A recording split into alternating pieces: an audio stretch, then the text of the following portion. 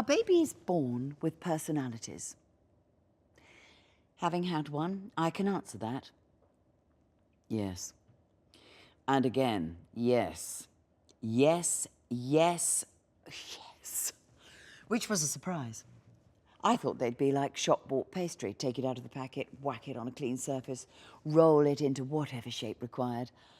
Turns out I couldn't be more wrong.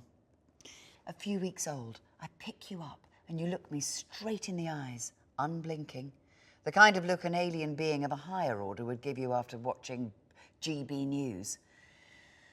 Two things happened simultaneously. I fell in love, and the ground rules of our relationship were laid forever. I haven't got time to go through the next 18 years here.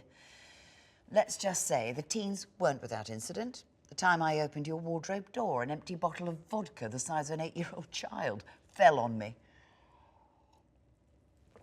When you refused to eat anything but overcooked porridge. The day you declared you were giving up your star subject, A-level drama, because your teacher didn't have any eyebrows. That's how I discovered that inside me, this easygoing, well-balanced human, lurked the emotional range of a tragic Greek heroine, shrieking and bewailing like Hecuba on the shores of her ruined city. You had another side, though. When you brought home a poorly hedgehog, remember Courtney? You begged us to take her to the vet. It cost us, I don't know, £200. She stayed 2 weeks. You refused to call her a pet because that was patronising. Hedgehogs have been around 15 million years longer than we have, and now 3/4 are killed by cars. Love, we said, how are we going to pick you up from parties at 2 a.m. if we don't drive? But passing lightly over that, please hear your mother. I know, in your terms, I, an unthinking consumer of late capitalism, have single-handedly been responsible for shoving humanity from the Holocene to the Anthropocene. The tipping point, apparently, was having out-of-season vegetables delivered by Ocado and buying my underwear in M&S. Now, I'm not a prude, love, but I draw the line at pre-used Grundies. Darling, you're young, clever, funny, beautiful, sweet, outgoing, and you deserve your whole life ahead of you to make mistakes, learn, experience, enjoy this wonderful world to the fullest. So please, please, don't glue yourself to an oil tanker. The people who work for Shell aren't bad people. They are ordinary. Liz, from my book group, works for them, and you couldn't get more ordinary than her. As she says, you need oil for plastics, and what would we do without tampon applicators? No, that was an example, but she's got a point. Her daughter, Olympe, little bit of a plodder, but she's going to Bristol to do English and drama. Liz is overjoyed. And listen to your mother. Don't throw it all away.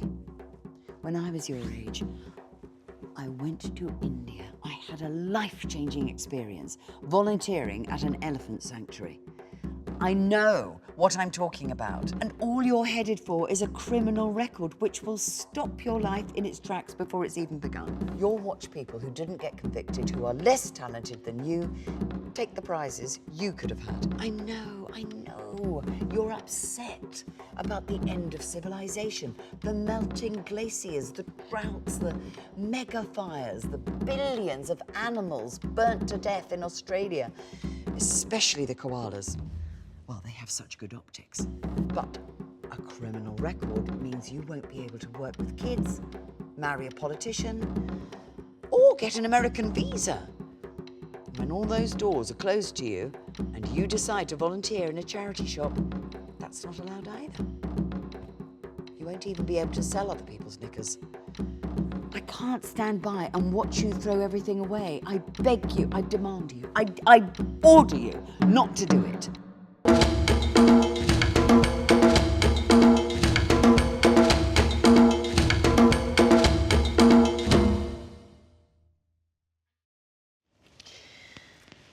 I know you're here somewhere. Feels good to be near you. Early morning, they said, I expect you'll be wanting the vegan breakfast like the rest of them. I said, hell no, I'm inside. I'll take the sausage. Prison's not that bad. Well, a night in the cells, actually. I'm white, of course, privileged, as you always remind me. They gave me a cup of tea, a blanket, and I asked for a pen and paper. They said, as long as I didn't stab myself with the biro. I said, no, I'm not suicidal. I just want to write to my daughter. I had an interesting conversation with my arresting officer, Kamal, about glacier collapse. He was quite sympathetic. He has 2 kids himself, and one of them has climate anxiety and wakes up crying since they learnt about it at school. How did you get into all this, he said. I said, it's complicated. I told him I'd agreed to drive you to the oil depot. I thought perhaps I could change your mind as we went. Mum, you said, I can't be one of those people who stands by and lets terrible things happen like people did with the Nazis, like you did when Nan married a bigamist and you just pretended it wasn't happening. It's hard to answer that.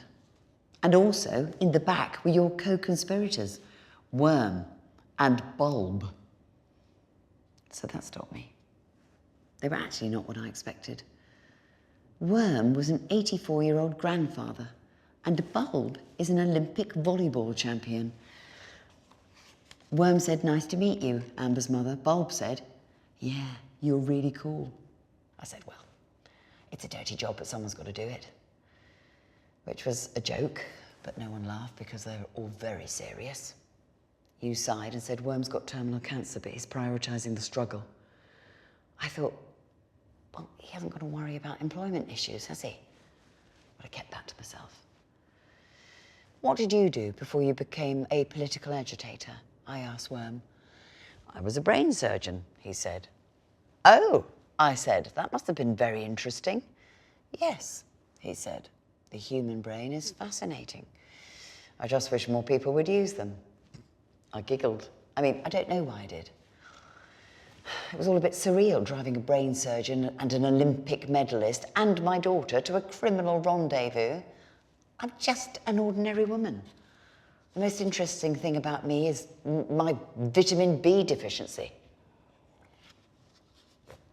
After I dropped you all off, I sat in the car watching the dawn come up. A slow glow rising. Then the sun glinted off something. You had forgotten your water bottle, the metal sustainable one. I got out of the car and ran to the tanker.